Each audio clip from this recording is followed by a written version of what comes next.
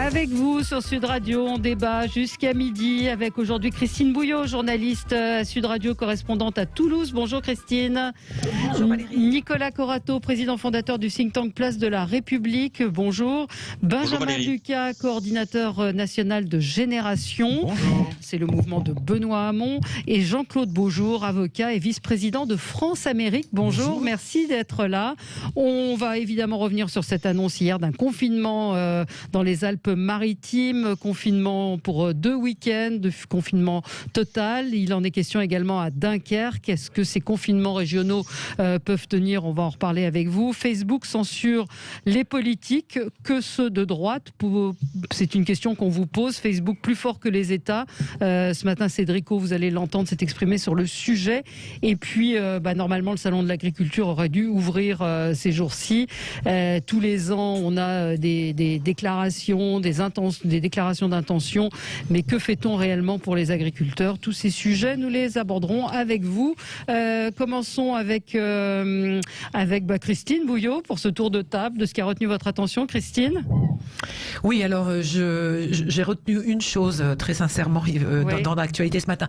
C'est une petite touche personnelle parce que j'ai suivi ça la semaine dernière depuis la Cité de l'Espace à Toulouse. C'est l'arrivée des images et surtout du son de Mars. Alors, il faut juste qu'on se rende compte que pour la première fois dans l'histoire de l'humanité, on a du son d'une autre planète que la planète Terre. Voilà, c'est ça que j'aimerais qu'on retienne ce matin. Vous voulez qu'on l'écoute? On va l'écouter. Gilles nous l'a passé dans le zapping. On va l'écouter. Ouais, je veux bien. Ah, on l'a pas. Bon, écoutez. C'est un souffle de vent. Oui, c'est ça. On a un peu ça parle pas, hein. On a un petit peu ricané ce matin parce que c'est vrai que. Non, mais. Ça ressemble à un son. Oui, voilà, c'est ce que disait. On va l'écouter. On revient maintenant sur ce son que l'on a entendu, qui est étonnant, qui est presque un peu effrayant dans certains cas. En quoi, et d'ailleurs, tiens, on va d'ailleurs le réécouter.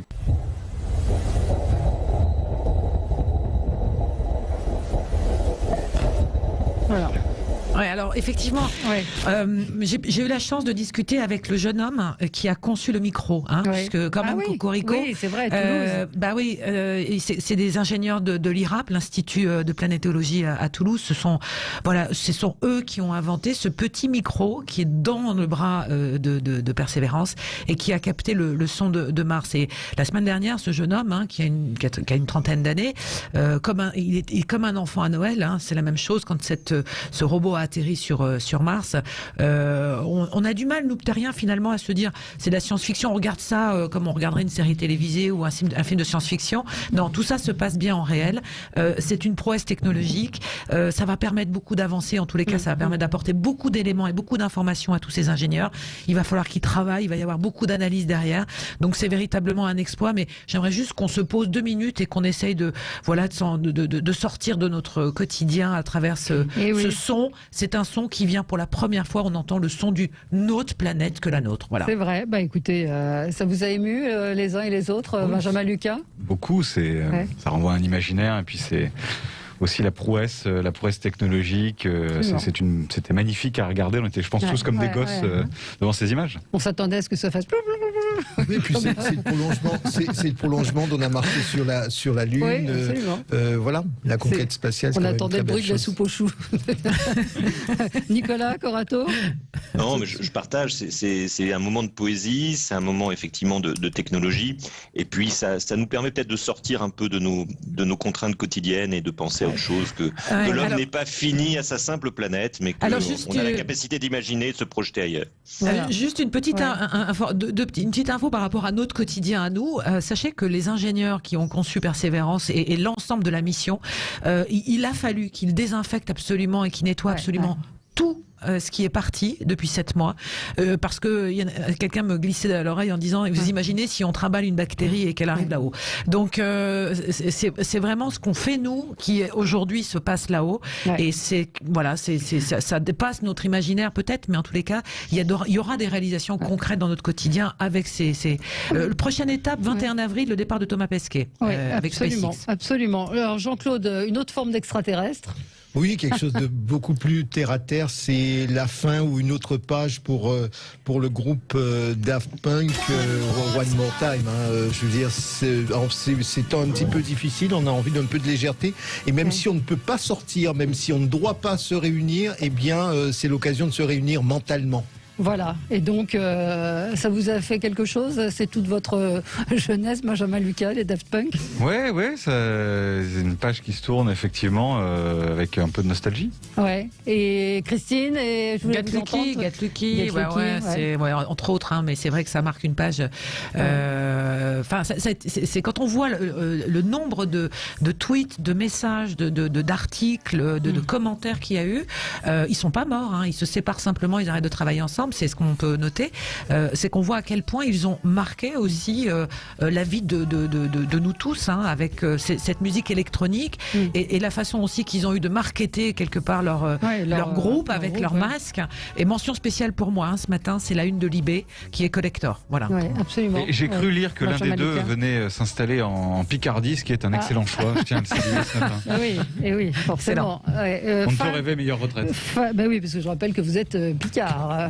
Et Nicolas aussi, fan des Daft Punk? Oui, et puis un petit cocorico. Daft Punk, c'est quand même la French Touch, c'est-à-dire que on est capable d'envoyer des micros et des caméras sur Mars. En tout cas, les ingénieurs français, on sait aussi diffuser une musique qui enflamme et qui fait danser le monde entier. Donc voilà, il y a aussi parfois de bonnes raisons d'être fier de ce pays, mais ça fait du bien. Absolument. Nicolas, alors on reste dans la musique avec vous pour un coup de cœur pour une femme qui vient de nous quitter, Isabelle Dordain. Oui, c'est une grande femme de radio qui a disparu, qui a régné pendant 25 ans sur les samedis soirs de France Inter. Je ne sais pas si vous vous souvenez de cette émission qui s'appelait Le Pont des Artistes. Oui. Et puis au-delà de sa carrière à la radio, c'est surtout son influence sur la scène française et sur la chanson française qui est importante, puisque en 25 ans, elle a permis de découvrir toute une génération de nouveaux chanteurs, de nouvelles chanteuses, de nouveaux auteurs-compositeurs qui sont aujourd'hui au sommet, qui lui rendent hommage. Alors ça va de Vincent Delerme à Benjamin Biolay, mais toutes ces générations d'artistes n'auraient jamais pu exister sans Isabelle Dordain, qui a vraiment... C'est des émissions dont on n'imagine plus aujourd'hui la conception, puisqu'il s'agissait de donner une scène à des artistes qui étaient inconnus du public, inconnus très souvent des producteurs, et c'était bien avant la Star Academy ou The Voice, hein, c'était vraiment un pari sur de nouveaux talents, et cette chaîne de radio publique avait cette vocation-là. Peut-être un bémol en disant que ce qui est un peu regrettable, c'est qu'Isabelle Dordain, à la fin de sa vie, a été gravement malade, qu'elle a dû arrêter son émission pour des raisons de santé et que jamais son émission n'a été remise à l'antenne et qu'elle a disparu un petit peu dans l'anonymat et dans l'oubli, alors qu'aujourd'hui, la scène française lui doit autant. Oui, donc, voilà. et lui rend avec de très beaux hommages. La radio, on est un peu triste aujourd'hui. Voilà. Et ben, on va peut-être marquer une petite pause. Non, c'est trop tôt, pas tout de suite. Alors Benjamin, coup de gueule? Oui, on a commencé sur Mars. Moi, je vais revenir sur la planète sur laquelle nous sommes encore actuellement et qu'il convient de préserver et de protéger. Le climat, c'est la grande cause de l'humanité. C'est sans doute le plus grand défi auquel l'humanité a été confrontée dans son histoire. C'est l'idée même de sa survie qui est en jeu. Et on a eu en 2015 les accords de Paris qui ont marqué une petite lueur d'espoir dans une succession de rapports du GIEC qui nous disent que nous sommes dans le moment où se joue peut-être la capacité à limiter les causes et les conséquences du réchauffement climatique. Et ce matin, le Haut Conseil pour le climat, alors peut-être qu'il est truffé d'islamo-gauchistes, nous dira le gouvernement, a rendu un avis qui dit que la loi qui est présentée par Barbara Pompili dans les jours qui viennent n'est pas à la hauteur des ambitions. En clair, qu'on ne pourra pas rattraper notre retard en matière de réduction des émissions de gaz à effet de serre, de carbone. Donc je crois là qu'il faut arrêter la communication, qu'il faut arrêter l'hypocrisie, que c'est un enjeu qui devrait rassembler, fédérer et sur lequel on devrait mettre tous les moyens. Il s'agit de l'avenir des générations futures. Qu'est-ce qui manque dans ce projet de loi, par exemple? Ils le disent, une trajectoire, il manque une stratégie, il manque une application stricte des mesures préconisées par la Convention citoyenne pour le climat. À quoi servait-il de faire une des grandes opérations de communication, que le président de la République se peigne le torse de verre pour aller à la télévision expliquer que ça y est, Make Planet Great Again, de confier à des citoyens la mission de travailler pour au final aboutir à un résultat qui n'est pas à la hauteur de l'enjeu. Je crois qu'on ne peut pas se payer de mots, on ne peut pas se payer de communication sur un sujet aussi important, aussi crucial pour l'avenir que celui-ci. Allez, on va marquer une pause, on se retrouve dans un tout petit instant avec les débats, tout de suite sur Sud Radio. On est ensemble sur Sud Radio jusqu'à midi avec Christine Bouillot, journaliste à Sud Radio, correspondante à Toulouse, Nicolas Corato, président fondateur du think tank Place de la République, Benjamin Lucas, coordinateur national de Génération, et Jean-Claude Beaujour, avocat et vice-président de France-Amérique. On va, vous l'avez entendu, parler de ce confinement régional. Est-ce que c'est possible ? C'est possible dans d'autres pays en tout cas. Donc est-ce que c'est ce qui va se passer en France ? La censure de Facebook qui est omnipotent sur ses contenus, et puis les agriculteurs, que fait-on réellement pour eux ? Un petit mot sur, alors je ne sais pas quelle est la réalité de cette information. L'équipe allemande de beach volley féminin a indiqué le boycott d'un tournoi au Qatar parce qu'on leur a interdit de jouer en bikini. Alors vous savez que le beach volley se joue en bikini. On leur a demandé des t-shirts et des pantalons longs plutôt que des maillots de bain. C'est une décision qui aurait été motivée, selon la Fédération internationale de beach volley, par le respect de la culture et des traditions du pays hôte. Le Qatar a répondu hier en disant: nous voulons dire clairement que nous n'avons en rien précisé ce que les sportives devaient porter lors de cet événement. Donc c'est vrai que tout le monde a retweeté cette information. Je ne sais pas où se trouve la vérité. Christine, vous qui êtes une grande sportive, vous avez des informations plus précises ? Non, on n'a pas Christine, si ? Non, on n'a pas Christine. Si, je suis là. Oui, si, je suis là. Je suis là. Vous m'entendez ? Oui, on vous entend.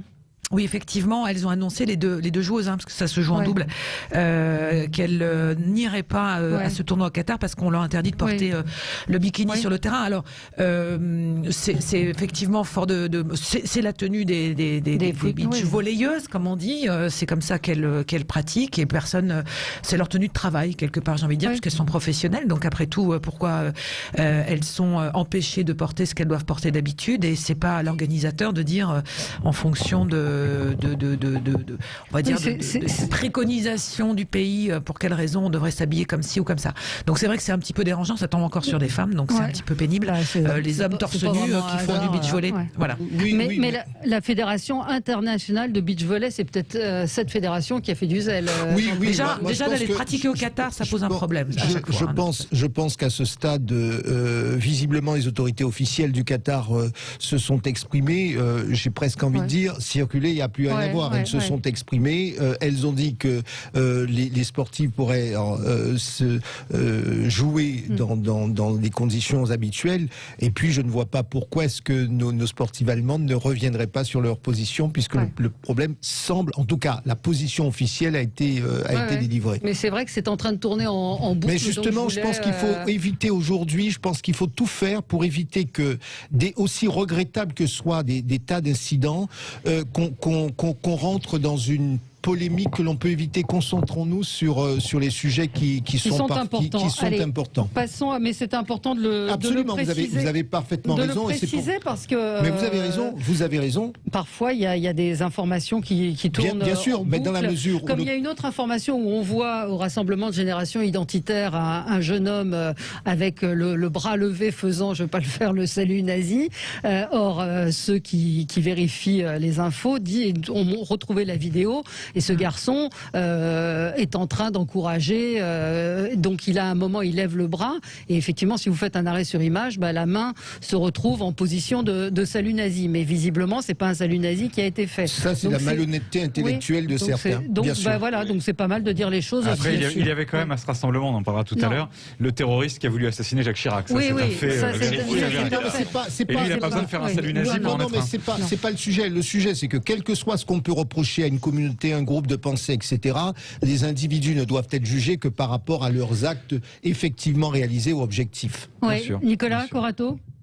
Non, j'allais revenir sur Maxime Brunery et sa présence effectivement à la manifestation. Sa présence et la communication qu'il fait de sa présence à la manifestation, donc qui pose quand même une vraie question. Par ailleurs, aux prises de parole qu'on a entendues pendant toute la manifestation de Génération Identitaire, qui sont plus que intolérables et qui sont à mon avis passibles, qui tombent sous le coup de la loi pour certaines.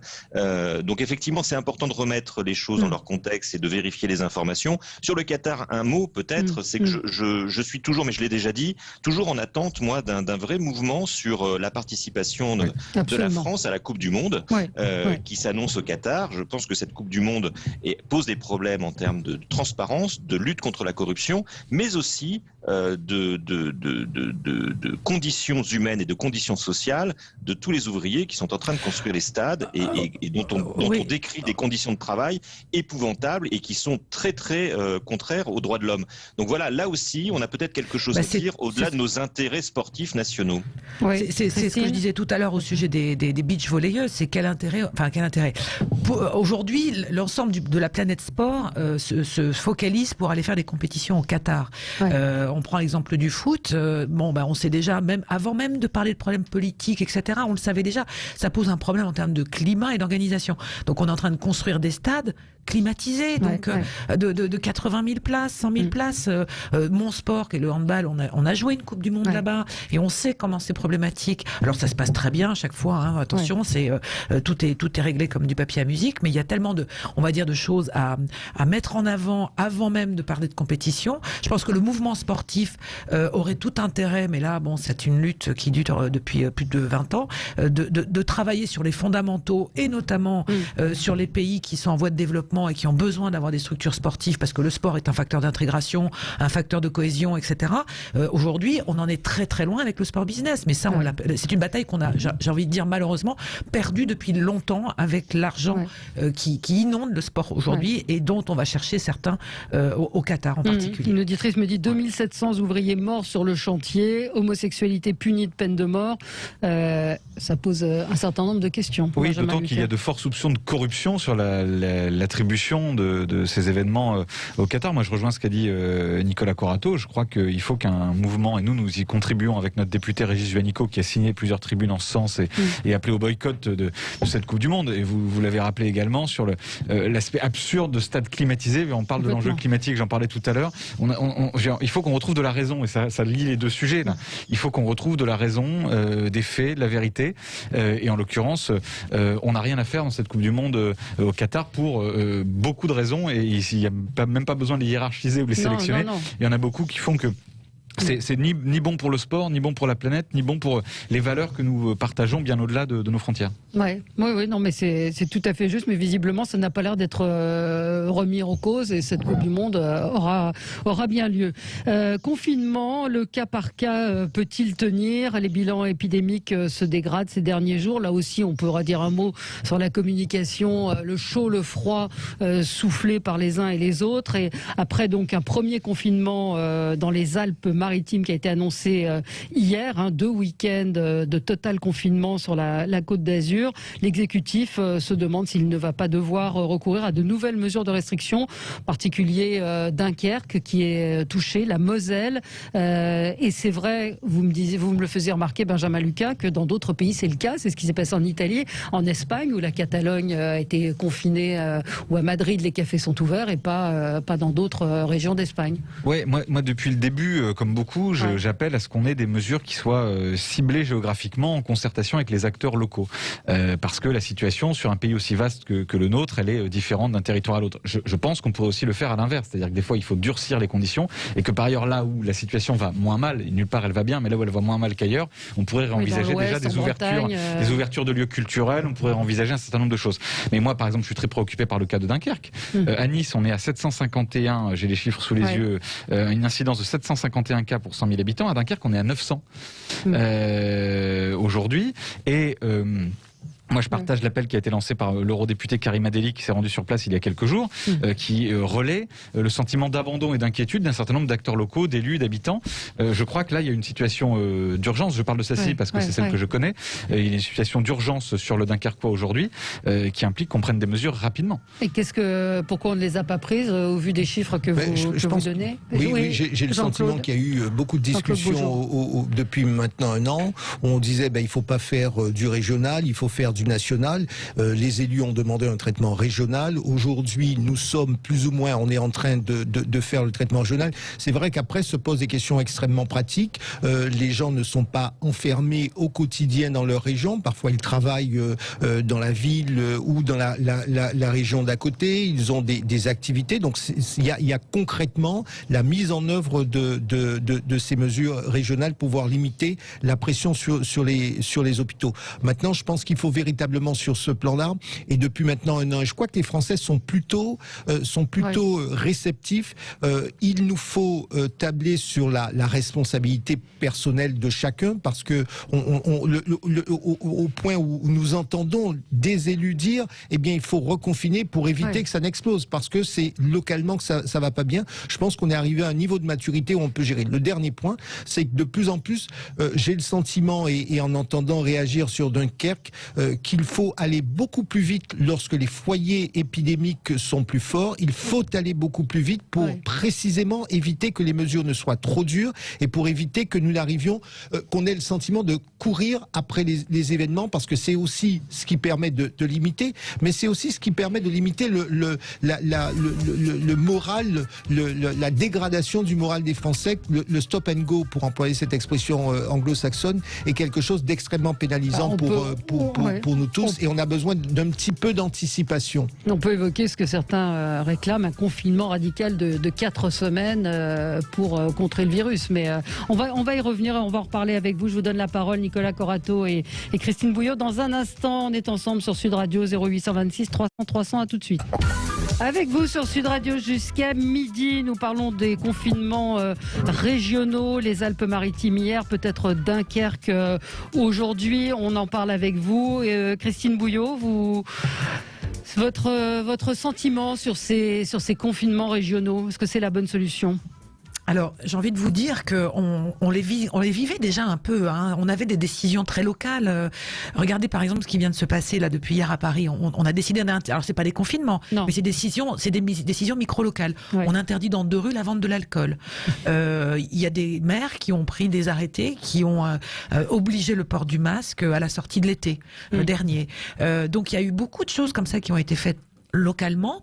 La doctrine du gouvernement, c'était jusqu'à présent, on était tous logés à la même enseigne, parce que certainement que la main tremblait à l'idée de dire que telle région était bonne élève et l'autre ne l'était pas. C'est un peu ça qu'on ressent aussi, hein. C'est-à-dire que on voulait pas stigmatiser, parce qu'on a eu, vous vous souvenez peut-être tellement de choses depuis 1 an, mais on a eu ces fameuses cartes en technicolor avec de l'écarlate, du rouge, du bleu, du vert. Absolument. Donc il y avait les bonnes régions, les mauvaises régions, etc. Donc on était tous finalement à se regarder le nombril, à savoir si on était meilleur que le voisin. C'est le sentiment en tous les cas qu'on en avait, hein, nous, sur le terrain. Et c'était, je ne sais pas si c'était très productif, mais moi il y a des choses qui m'interpellent, hein, c'est de dire les élus, même à l'intérieur d'un petit territoire, les élus sont pas d'accord entre eux. Ouais. C'est-à-dire que sur les Alpes-Maritimes, vous avez des maires qui veulent un confinement strict, le voisin d'à côté n'en veut pas parce que lui il estime que finalement chez lui ça se passe pas trop mal. Donc comme si on s'est dédouané d'une forme de solidarité par rapport à un territoire qui était pas très loin, ou en tous les cas sur lesquels on a des interactions. Donc c'est pas eux de décider. C'est pas eux de décider, c'est eux d'être consultés, mais pas de décider. Il faut que ça reste de la compétence de l'État. De toute façon, ils n'ont pas le choix. En termes légaux, ils ne peuvent pas décider d'un confinement. Ils peuvent décider du port du masque sur un territoire, mais ils ne peuvent pas décider si... ils peuvent décider de fermer des salles communales en fonction des arrêtés qui sont pris, mais ils peuvent aussi être solidaires en disant, bah oui, les Alpes-Maritimes, le maire d'Antibes, je suis moins touché que mon collègue de Nice, mais il est nécessaire qu'on envoie un message à la population qu'il faut effectivement en ce moment être très attentif et faire très attention. Donc c'est une démarche, je dirais, qui est en train de changer, je suis d'accord, parce que le taux d'acceptabilité d'un confinement généralisé, que j'ai bien lu de la part de Philippe Douste-Blazy ce week-end, qui propose effectivement que l'on confine tout le monde 4 semaines au mois d'avril, sauf que ici il compare avec une île qui s'appelle la Nouvelle-Zélande. Je pense qu'on n'est pas dans la même situation géographique qu'une île. Non. Donc c'est peut-être plus complexe que ça, voilà, aujourd'hui. Moi je suis dans une région, le taux d'incidence dépasse pas les 200. Donc les gens ont le sentiment non pas de vivre normalement, mais ils essayent de suivre en tous les cas les préconisations. Autre surprise, je pensais que le port du masque était obligatoire partout dans l'espace public, l'ensemble du territoire, puisqu'il fait partie des fameux gestes barrières dont parle Emmanuel Macron dans son clip et dans sa campagne. Je m'aperçois que c'est pas le cas dans les Alpes-Maritimes, que donc tout le monde ne fait pas les mêmes gestes barrières partout en tous les cas. D'accord. Nicolas Corato? Oui, ce virus, il nous pose beaucoup de problèmes, y compris des problèmes politiques. C'est-à-dire que notre pays hyper centralisé, a du mal à différencier en fait la réponse sanitaire. On en est bien là, c'est-à-dire que depuis le départ, on voit qu'il y a une incapacité politique à gérer le local, une incapacité politique à travailler avec les élus locaux, et la responsabilité est partagée. Il y a autant des élus locaux qui n'ont pas cette culture, effectivement, de l'intérêt général au-delà de leur commune ou de leur territoire, que des préfets et que de l'État qui n'a pas l'habitude de ce dialogue local et de cette codécision locale. Donc effectivement, cette différenciation territoriale, elle n'est pas culturellement admise chez les Français. Et si demain, on avait vraiment des confinements régionalisés, je n'imagine pas le débat que nous aurions entre nous, peut-être la semaine prochaine ou dans un mois, sur ce sujet, notamment sur le sujet de l'injustice territoriale ou des injustices territoriales entre territoires. Et je ne suis pas sûr que les Français soient prêts, physiquement, culturellement, à accepter ce débat-là. Si, moi je pense que c'est ce que disait Jean-Claude tout à l'heure. Je pense que si vous voyez que dans la région... en place, on est prêt. Mais vous verrez si on met en place une régionalisation ou une départementalisation des confinements, vous verrez que reviendront de vrais débats, y compris juridiques, sur la liberté d'aller et de venir. Non mais il y a un vrai sujet, y compris le juridique, je pense, qui pèse dans la balance depuis le début de cette crise sanitaire en France, sur la capacité juridique que nous avons, avec la Constitution qui est la nôtre, de différencier territoire par territoire des atteintes fortes aux libertés. Ça, c'est un vrai sujet sur lequel tourne en rond le gouvernement depuis un an. Nicolas, vous avez raison, mais en même temps, c'est nous faisons face à un phénomène, inédit jusqu'à présent. Donc effectivement, notre Constitution, nos juristes, on a tous une culture juridique de la centralisation, etc., de l'égalité, qu'on soit à Paris, à Lille ou à Nouméa. Maintenant, face à un événement inédit, je pense, vous avez raison, mais il faut que le débat ait lieu, et ça ne me choque pas que le débat ait lieu, ça ne me choque pas qu'il y ait des réactions humaines qui peuvent être surprenantes, qu'on dise, moi, dans ma région, ça va bien, je ne vois pas pourquoi je resterai confiné comme celui dans la région de laquelle ça ne va pas très bien. Ça n'est pas grave. Je pense que ce qui est plus important, c'est qu'effectivement, on pose le sujet, que le gouvernement et les élus et les acteurs publics réfléchissent aux solutions les plus adaptées, et on adaptera en fonction de la situation. Moi, ça ne me choque pas qu'on adapte les choses en fonction de la situation, qu'on ne se dise pas, on fige tout, on ne fait rien. Et vous voyez bien qu'on a tellement peur de mal faire, parfois le gouvernement n'ose pas prendre un certain nombre de décisions par peur des responsabilités. On est face à un événement nouveau, apprenons à vivre avec, c'est ce qu'on a dit. Mais je crois, moi je ne suis pas choqué ni opposé. Oui, bien sûr. On apprend en marchant. Je dis aussi qu'il y a des résistances culturelles fortes dans ce pays à une approche territorialisée, différenciée par territoire. Et que si demain ce sujet s'étend et que plusieurs régions sont confinées, vous verrez qu'on aura un débat. J'ajoute une dernière chose, imaginez la France qui ne reconfinerait que la région Île-de-France. Mais on a déjà eu ça. Est-ce que c'est envisageable de ne confiner que la région Île-de-France? Parce que le sujet va arriver dans les jours qui viennent. On a eu ce débat-là. Souvenez-vous, à la sortie du confinement, le déconfinement s'est fait par région. On avait chaque région, je me souviens très bien, chaque préfet qui venait devant la presse et qui annonçait ce qui allait ouvrir, ce qui allait pas ouvrir, à quelle échéance. On n'a pas tous eu la même sortie de crise à la fin du premier confinement, les uns les autres. Il y a eu des lignes qui ont été faites de manière régionalisée. Donc ce débat-là a déjà eu lieu. Je pense que là, on est dans une phase entre deux. Enfin, c'est le sentiment qu'on a. C'est-à-dire que on est dans une phase de tentative d'accélération de la vaccination, qui est quand même le résultat, on va dire, d'un long processus qui nous tient depuis le mois de décembre avec l'arrivée des premiers vaccins, qui n'est pas totalement abouti, mais on commence à sentir et à entendre que du côté des maisons de retraite, comme le taux de vaccination commence à être quasiment atteint pour tout le monde, on va commencer à peut-être réfléchir à assouplir un peu les règles. Donc on voit bien qu'il y a des solutions, mais qu'il y a par endroits, à cause du variant, des situations qui sont tendu. Et donc, le gouvernement certainement cherche le bon dosage entre ce qui est capable d'être accepté par la population locale en termes de confinement. Je veux dire, pourquoi on confine que le week-end à Nice, sur la Côte d'Azur? Voilà, donc on sent bien qu'il y a des adaptations à des décisions qui sont compliquées. Quant à savoir si les gens sont prêts, je pense que les gens sont prêts à l'entendre, mais question supporter de telles décisions, ça c'est une autre histoire. Voilà.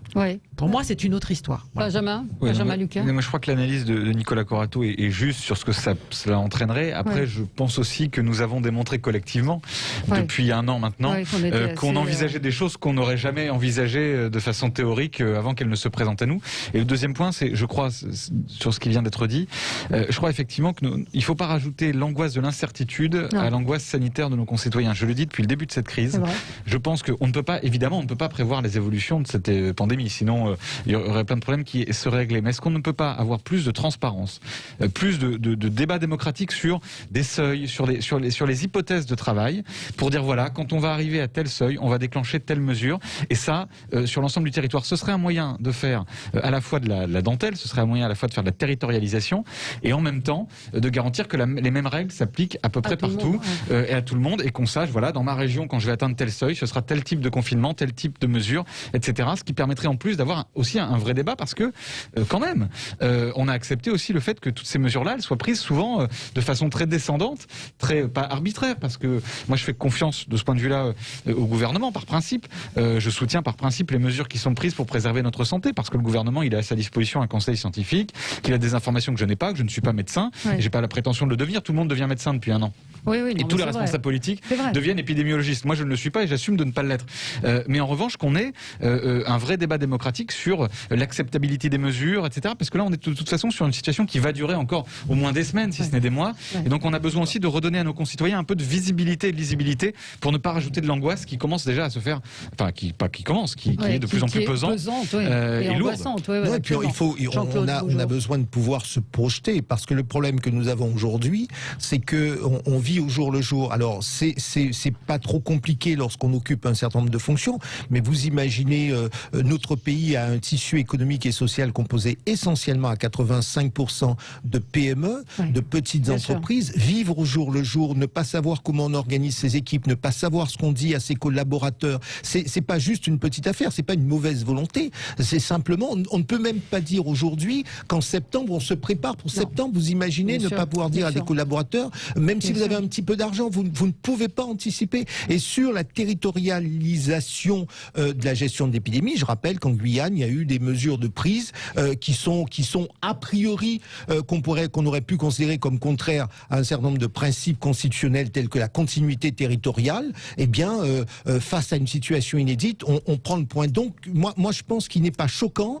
J'accepte le fait qu'il va falloir en discuter. Et c'est probablement parce que l'on va en discuter que le corps social va s'approprier, va gérer et il va peut-être sortir des idées et instinctivement un certain nombre de mesures ou d'attitudes pourront être partagées par le plus grand nombre d'entre nous, parce qu'il va falloir vivre avec le virus, non pas quelques semaines, mais j'ai le sentiment, et moi aussi sans être épidémiologiste, j'ai le sentiment que nous sommes partis pour plusieurs mois et qu'il pourrait y avoir une recrudescence ici ou là dans les mois ou les années à venir. Mais la sortie, c'est le vaccin, et donc là, il faut tout mettre en œuvre pour accélérer la stratégie vaccinale et pour faire vacciner le plus de nos concitoyens. C'est la seule solution de sortie de crise. La cacophonie ou la complexité de la situation, je vois que le préfet, c'est une auditrice qui me le signale, le préfet du Morbihan a indiqué plus de masques dans les communes de 5000 habitants.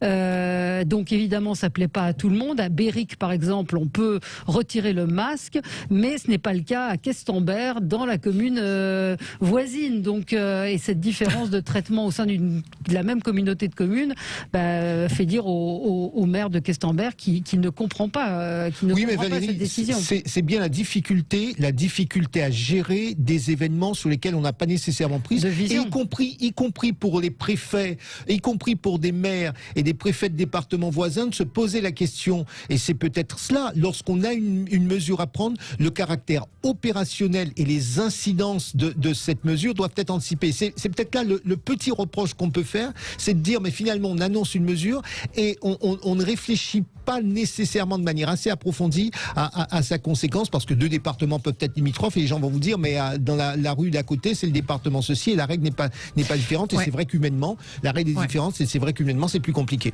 Moi, j'attends de voir vendredi à 17h du côté de Nice comment vont réagir ceux qui ont des résidences à l'extérieur. Enfin voilà, comment ça va être contrôlé aussi, cette histoire bien sûr. de confinement, parce que c'est la mise en application. Et quel est l'objectif derrière? C'est ça aussi qui manque peut-être aussi dans la raquette, c'est d'expliquer pourquoi on confine le samedi, le dimanche de telle heure à telle heure parce que ça va empêcher tel ou tel mouvement de circulation et que donc mécaniquement l'explication de texte elle est quand même assez courte et je trouve que pour le grand public, pour les citoyens, de comprendre pourquoi on fait les choses, pourquoi on doit porter le masque, à mon sens, partout sur le territoire et pas que dans des ruelles, au moins c'est clair. Je trouve qu'il manque quand même le côté pédagogique. On entend beaucoup de choses sur le taux d'occupation, sur les virus, mais sur des choses très concrètes, c'est pourquoi on le fait, ça manque un tout petit peu quand même quelque part. Il y en a McFly et Carlito qui vont nous expliquer comment ça marche. Allez, à tout de suite, on va parler de Facebook, des réseaux sociaux, mais Facebook qui s'arroge le droit de supprimer des comptes. À tout de suite.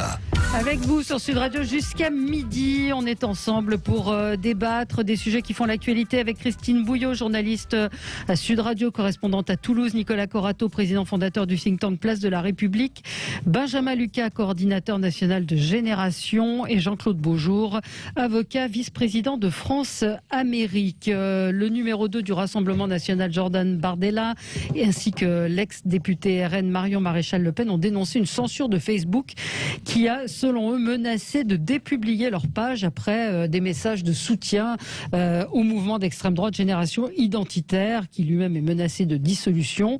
Facebook a répondu: nous ne tolérons pas les contenus publiés pour soutenir ou faire l'éloge d'organisations qui propagent la haine ou attaquent d'autres personnes sur la base de leur race, leur religion, ethnicité ou nationalité. Ça concerne évidemment des politiques, donc ça fait réagir. Ce matin, Cédric O, secrétaire d'État au numérique, était invité de la matinale de Sud Radio. Écoutez ce qu'il disait. J'avais dit sur Donald Trump que je trouvais problématique que Facebook puisse fermer les comptes, interdire la publication de responsables politiques sans aucune supervision publique, en fonction de ces seules conditions générales d'utilisation et de l'estimation qu'ils font de ces CGU. Je n'ai pas vu quels étaient les tweets concernés par c'est parce qu'il citait notamment Génération Identitaire, vous savez, qui est sous la menace d'une dissolution, notamment. S'il ne s'agit que de ce sujet-là, sans qu'il y ait contravention à la loi, oui, il y a un problème. C'est pas parce que c'est le Rassemblement national que il doit y avoir deux poids, deux mesures. Nous considérons, c'est d'ailleurs pour ça que nous soutenons la législation européenne sur le sujet, qui, nous l'espérons, doit être adoptée pendant la présidence française de l'Union européenne, qu'il doit y avoir une forme de supervision publique de l'application de la modération par les grands réseaux sociaux. Quand il y a 40 millions de Français sur Facebook, on Facebook, ne peut pas YouTube, les autres aussi, réseaux sociaux, bien sûr. On parle de Facebook en l'espèce, mais on ne peut pas laisser... Enfin, on ne peut pas considérer que ce sont uniquement des entreprises privées et que ce ne sont pas une forme d'espace public. Et donc, il doit y avoir une forme. Ça menace la liberté. Alors, ça menace la liberté d'expression. Qu'est-ce que vous en pensez de cette... qui contrôle qui? Qui doit contrôler qui? D'abord, je vais me permettre une petite mesquinerie, vous ne m'en voudrez pas, mais j'invite tous celles et ceux qui nous écoutent à suivre sur les réseaux sociaux, notamment le compte Twitter de Marine Tondelier, conseillère municipale d'opposition écologiste à Hénin-Beaumont, pour montrer quelle vision de la démocratie, de la censure, du respect des oppositions, des expressions, de la liberté d'expression à l'extrême droite quand elle est aux responsabilités. Donc je les trouve un peu hypocrites de crier à la censure, de s'indigner, de se rouler par terre, alors que dès qu'ils en ont la possibilité, ils mènent des actions, c'est quasi quotidien. Vous suivrez son compte, c'est édifiant, vraiment édifiant. Donc c'est une petite parenthèse. Ensuite, sur la question, là, ils se battent avec les mêmes armes. J'ai envie de dire, vous pouvez répondre quand vous êtes. Non, elle peut. On lui coupe son micro en conseil municipal, etc. Bref, je ne m'étends pas là-dessus.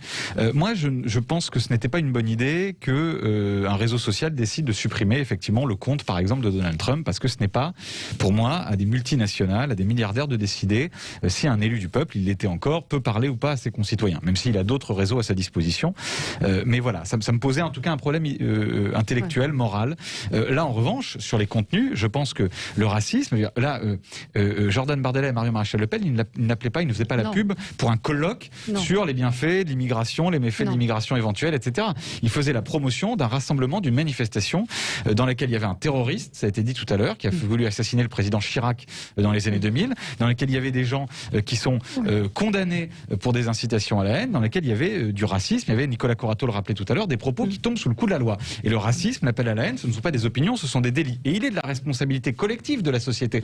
Et donc de ceux qui, par leur activité, diffusent de l'information, diffusent des contenus, diffusent des messages, de veiller à ce que notre société ne rentre pas en tension, à ce que la haine raciste raciste ne se diffuse pas. Oui, je crois que c'est important que chacun prenne ses responsabilités. Mais ce qui m'embête, et je termine d'un point, c'est justement qu'on en soit toujours remis à attendre que ce soit fait par Facebook, par Twitter.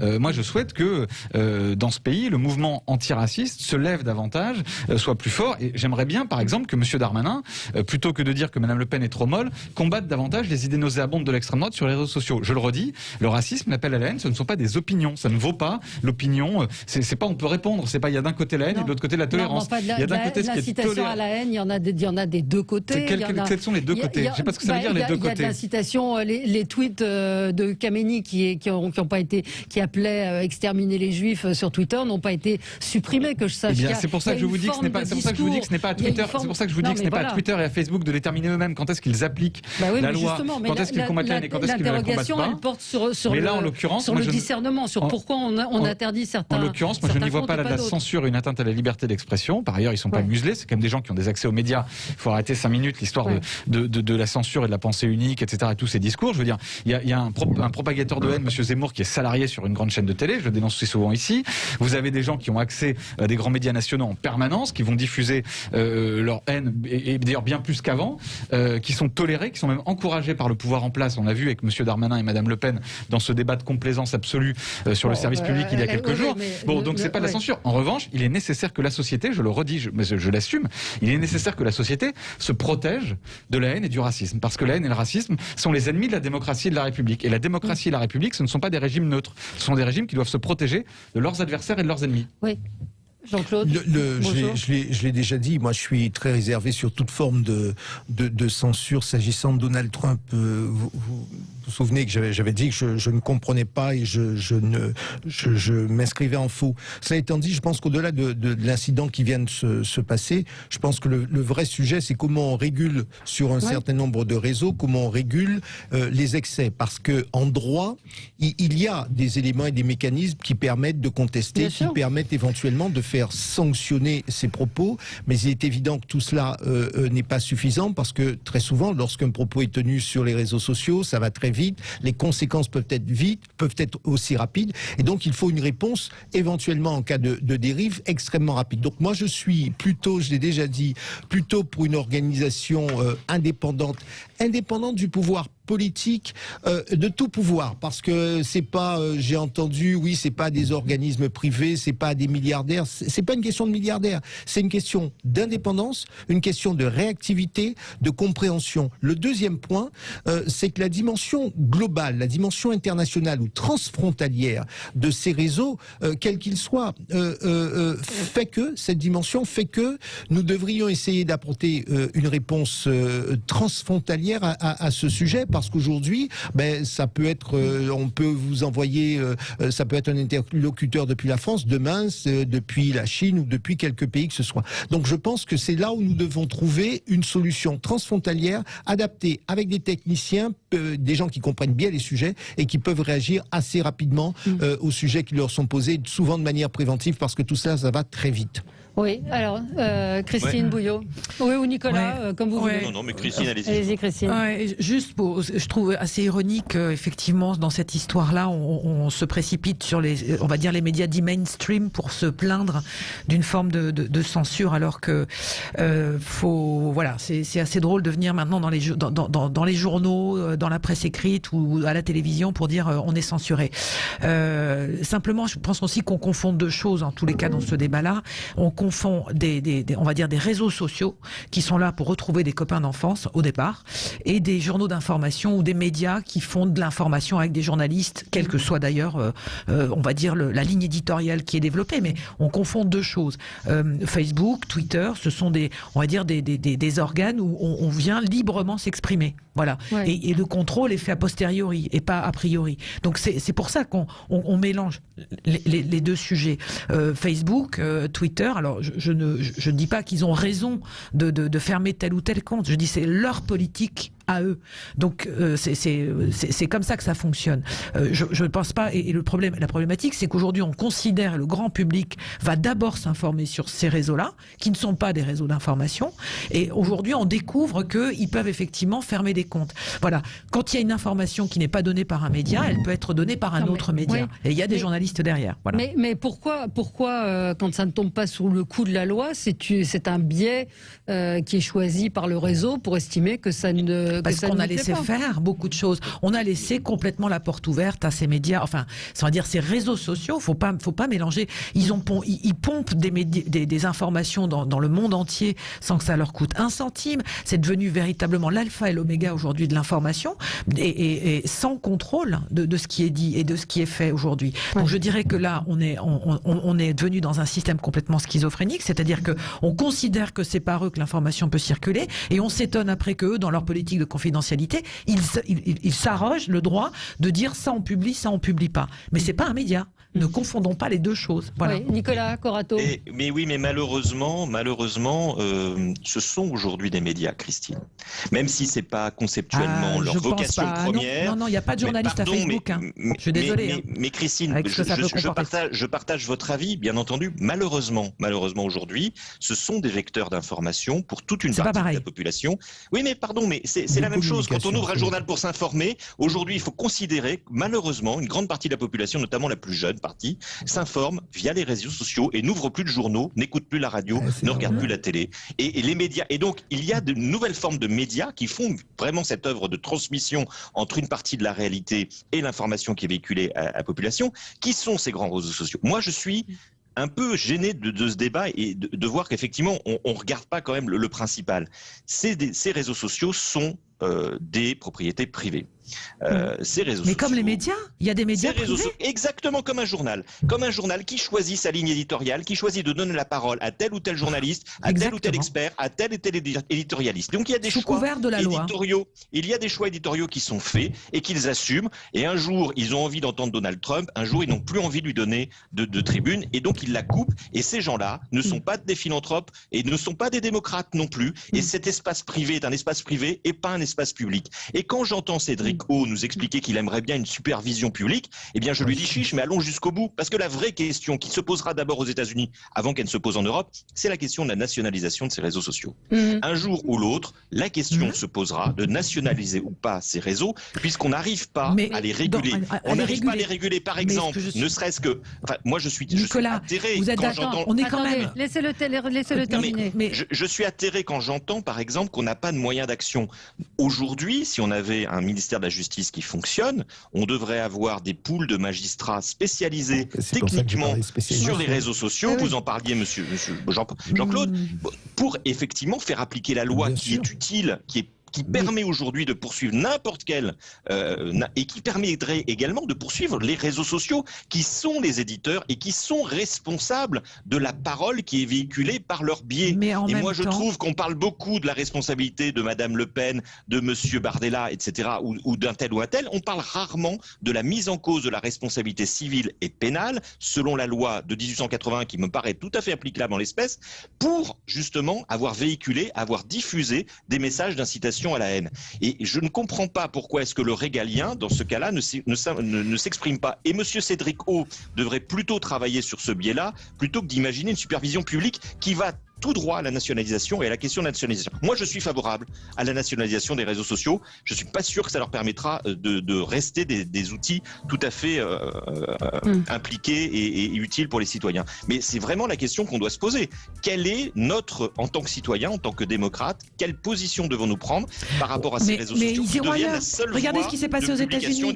Tous les comptes supprimés de Facebook, Twitter, tous les pro-Trump sont partis sur d'autres réseaux sociaux ou qui se sont créés dans la foulée. Donc de toute façon, ce combat-là, il est d'ores et déjà engagé sur comment on explique la parole, comment on informe les gens à tous les niveaux. Donc on revient à la question centrale, c'est comment on donne une information qui soit équilibrée de manière à ce que tout le monde, je dis bien tout le monde, puisse y trouver son compte. Oui. Ça, c'est un vrai défi pour l'information au niveau mondial. Sinon, vous coupez complètement le réseau, vous devenez la Chine. Voilà. Donc, il y a des problèmes d'éducation qui se posent. On va y revenir dans un instant. On marque une pause. À tout de suite.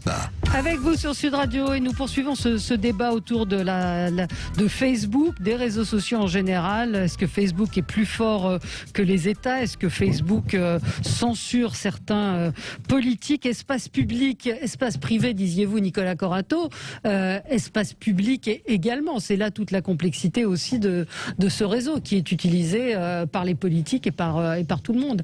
Qui est-ce qui voulait réagir? C'était Christine qui était en train de parler? Oui, alors moi ce que je disais, c'est la question de l'information. C'est comment on vit et comment on se nourrit de l'information. Il y a une crise de l'information, on le sait depuis longtemps et depuis plusieurs années, parce que faire de l'information, ça coûte cher aujourd'hui. Il faut payer des gens pour aller à la recherche, à la source, et que donc le moyen de le contourner, c'est d'aller proposer son information directement sur les réseaux sociaux avec ses propres commentaires. Donc c'est ce qu'on disait juste avant la pause. C'est une question d'éducation aussi. C'est-à-dire que comment on reçoit cette information.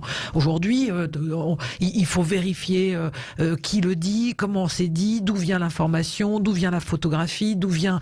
donc c'est aussi ça. Donc ce qui est ironique dans cette histoire-là aujourd'hui, c'est qu'on se tourne vers l'information dite classique, avec des journalistes, avec des rédactions, avec des gens qui sont là pour vérifier, pour dire, regardez ce que font les réseaux sociaux, ils nous coupent la parole. Mais là, donc c'est ça qui est assez... Oui, mais là, on n'est même plus là-dessus. Là, ce sont des opinions qui sont exprimées, ce ne sont pas des informations.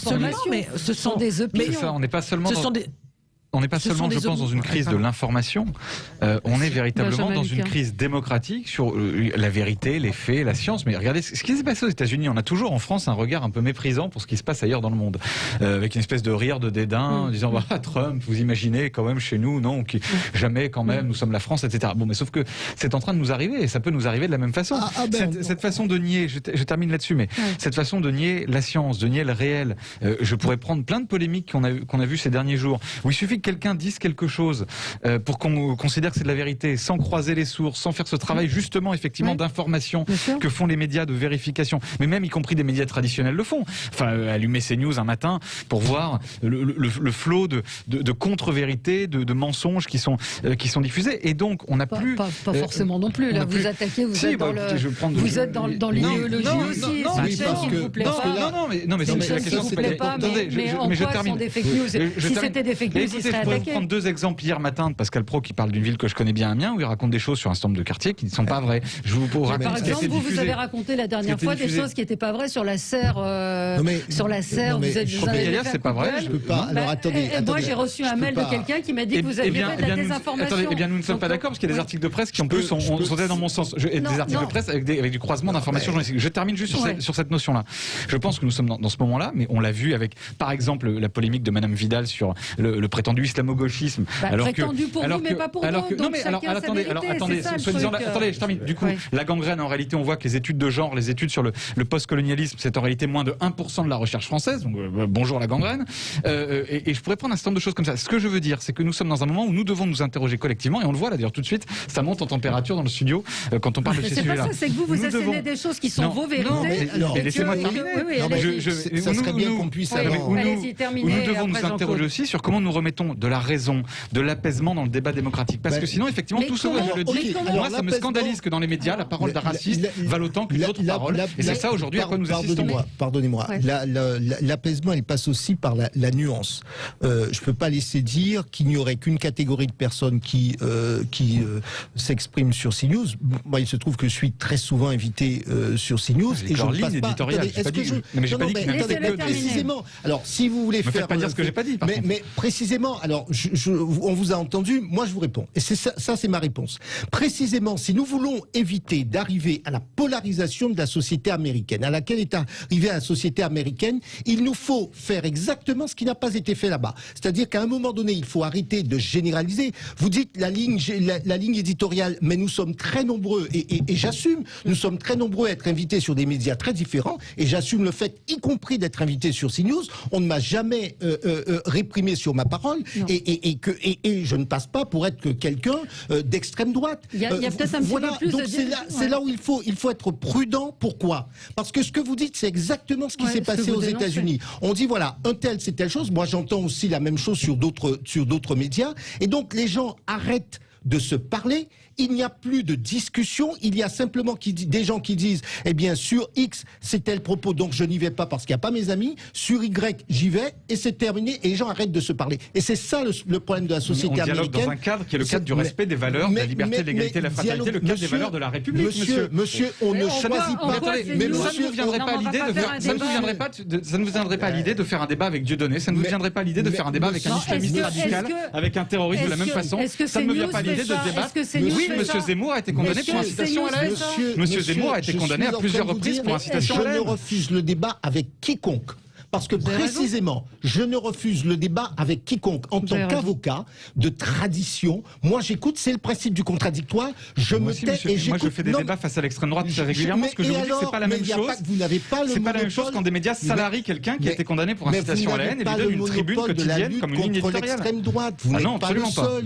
Vous n'êtes pas le seul, j'en suis. Ce n'est pas ce que je dis. J'en suis. On a le droit d'avoir un débat sur la façon dont on la combat, vous et moi. C'est comme ça qu'on la combattra ensemble. C'est bien pour ça que je donnais mon point de vue. Nicolas puisse s'exprimer aussi. Nicolas Corato. Oui, je pense qu'on a le droit aussi de qualifier et de rendre transparentes les lignes éditoriales des différents médias, des différents réseaux sociaux, puisqu'elles existent, ces lignes éditoriales. Il faut les rendre visibles. Il faut là aussi faire de l'éducation. Oui, CNews a une ligne éditoriale que je qualifierais facilement de droite extrême.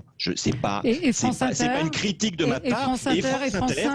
France Inter, j'ai pas de difficulté. France Inter a plutôt une ligne plutôt de centre-gauche. Voilà, mais j'ai pas de difficulté à le dire, et je pense qu'à un moment, les médias feraient bien de dire effectivement d'où ils parlent. Pardon, c'est un vieux truc de gauche, mais de dire d'où on parle, c'est important. C'est important aussi en termes de respect du public. Moi, encore une fois, je ne critique pas que des médias aient des lignes éditoriales, je trouve ça même très sain, et je pense que c'est une question de pluralisme. Après, il appartient aux médias d'être transparents sur leur ligne éditoriale. Je pense qu'un journal comme Libération est assez transparent sur sa ligne éditoriale. Je pense qu'un journal comme Le Figaro l'est tout autant, et moi, j'aime quand les choses sont dites et qu'on sait d'où parlent les gens et qu'on peut se nourrir, Et moi, j'ai beaucoup de plaisir à regarder CNews et les débats sur CNews. Parfois, j'en ai beaucoup moins, mais je sais d'où parle cette chaîne. Je sais d'où vient l'information. Je sais quel est l'objectif éditorial de cette chaîne, tout comme je connais l'objectif éditorial d'une chaîne de radio comme France Inter.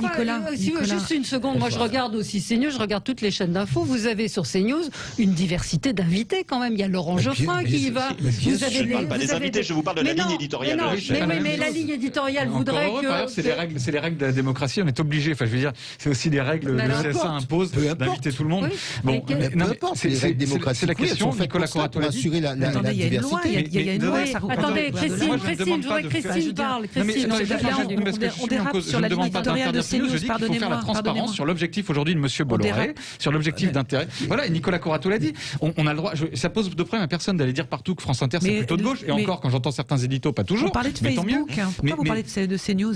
Facebook est 10 fois plus puissant. On est réalisé sur les médias et sur l'ère dans laquelle nous sommes. Oui, non, mais ce que je veux dire, c'est que la véritable question, c'est que sur Facebook, vous n'avez aucun contrôle de rien.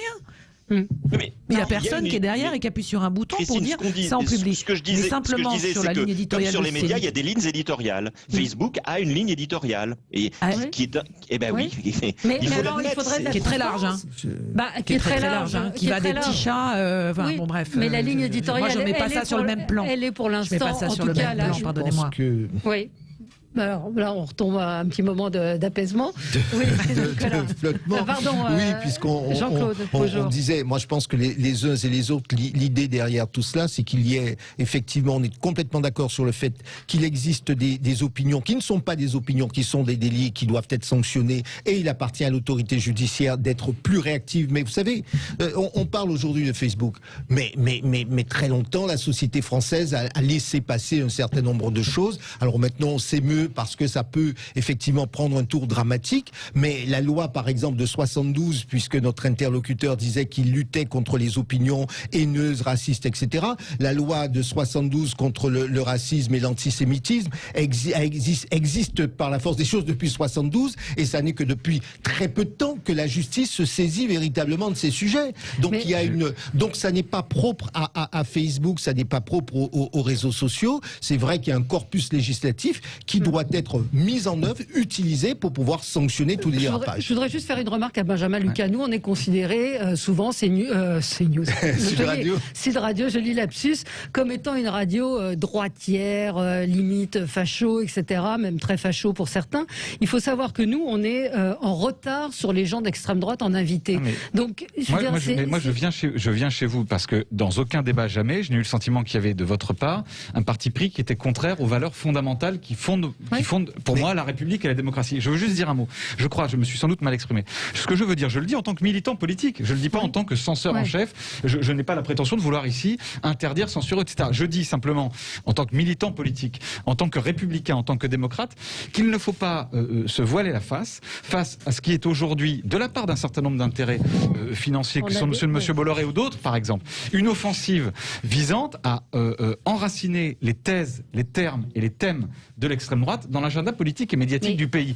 Je crois qu'il y a une stratégie, et je le dis, je ne sais pas s'il faut l'interdire ou pas, je le dis, et moi c'est pour ça que je ne vais pas sur CNews, parce que je ne veux pas cautionner cela, mais je comprends, mais j'y suis allé par le passé, et je comprends que certains y aillent, je ne juge pas ceux qui vont, ceux qui vont pas. D'ailleurs à gauche, il y a des gens qui vont, des gens qui n'y vont pas, peu importe, ça m'est aussi arrivé de regarder, sinon j'en parlerai pas d'ailleurs, mais je le dis, je crois qu'il faut pour ceux qui sincèrement sont attachés à la République et à la démocratie, après, comment on le combat, on en discutera, mais qu'on soit lucide sur l'offensive raciste aujourd'hui qui est à l'œuvre dans la société, qui vise à nous amener un Trump à la française. C'est ça qui est en train de se passer, mais il y a des articles de presse qui ont montré, les médias sont des enjeux de pouvoir. Ce qui se dit dans les médias ou sur les réseaux sociaux, c'est des enjeux de pouvoir. Et aujourd'hui, il y a une offensive de l'extrême droite partout. Quel que soit ce qu'on peut penser, c'est précisément ce qui a emmené, alors sans faire du pour ou du contre Trump, mais on va prendre le fait. Ce qui a emmené Donald Trump à la Maison-Blanche, c'est précisément parce que certains disaient « nous ne voulons pas discuter avec une partie de l'Amérique ». Non, c'est parce que les démocrates ont redonné les classes populaires. Pardonnez-moi du peu. Il y a d'autres analyses de la victoire de Trump. Oui, bien sûr. Mais à dire qu'on ne discute pas avec une autre partie, enfin moi je suis extrêmement surpris. Précisément, moi je discute avec tout le monde. Et précisément, c'est qu'il faut convaincre. Précisément, pardon, monsieur, moi, quelqu'un qui dit que les femmes sont inférieures aux hommes par nature, je ne discute pas avec lui parce que pour moi, ça ne rentre pas dans le champ de la discussion et du dialogue, ça rentre dans le champ de quelque chose qui n'est pas acceptable dans les termes du débat démocratique. Je vous parle de monsieur Zemmour, par exemple. Allez. On parle des agriculteurs. On n'a pas parlé des agriculteurs, mais une pensée pour nos agriculteurs. Qui mériteraient un revenu universel d'existence. À qui on promet chaque année de les prendre en compte, qu'on caresse dans le sens du poil et qui malheureusement... Sont trop laissés de tomber. Pardon ? Sont un peu laissés pour compte. Et puis oublier, puis il y a la vie rurale qui est difficile, parce qu'on parle des agriculteurs, mais il y a tout l'écosystème, il y a la vie rurale, il y a la relation à l'autre, le rapport ruralité et grande cité qui sont de vrais sujets aujourd'hui. Absolument. Merci. Oui, un petit mot, Christine. Juste dire, parce que après j'aurai pas le temps, justement les agriculteurs qui sont privés de leur salon de l'agriculture, sachez qu'ils ils ouvrent leur ferme pendant toute la quinzaine qui a démarré pour vous recevoir dans le respect des gestes barrières, je le dis, je le répète. Donc voilà, vous allez sur internet, vous allez trouver plein de fermes qui vous proposent de venir les voir. Et sachez que les gariguettes, ces célèbres fraises qui marquent le début du printemps, arrivent la semaine prochaine. Ah, ça c'est une bonne nouvelle. Merci Christine. Merci à tous les quatre. Dans un instant, André Berkoff, très bonne journée.